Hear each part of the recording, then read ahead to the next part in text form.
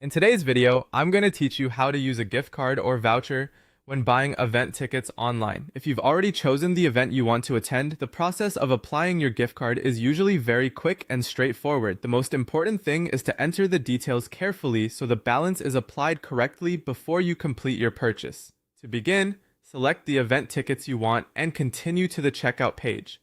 Make sure you review your ticket selection before moving on, including the date, time, ticket type, and quantity.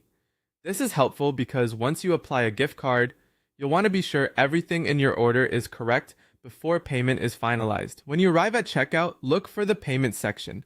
This is where you'll see the available payment options for your order. In that area, choose the option labeled Add Gift Card or Voucher. Depending on the website or device you're using, this option may appear as a button, a drop-down, or a link under the main payment methods.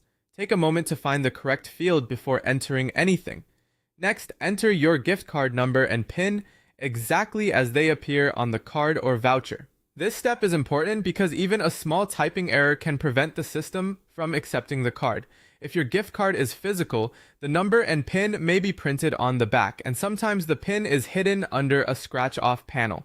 If it's a digital gift card, you'll usually find both details in the email or account where it was delivered. Be careful to avoid adding extra spaces when typing. Once the information has been entered, click Apply.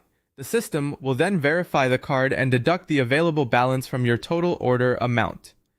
After that, check the updated payment summary to confirm that the gift card has been successfully applied. You should see the total reduced by the amount available on the card. If the gift card does not cover the full cost of the tickets, you can simply pay the remaining balance using another payment method. Complete that final payment step as usual to finish your order. Before submitting the purchase, it's always a good idea to do one last review of the order, total, and payment breakdown.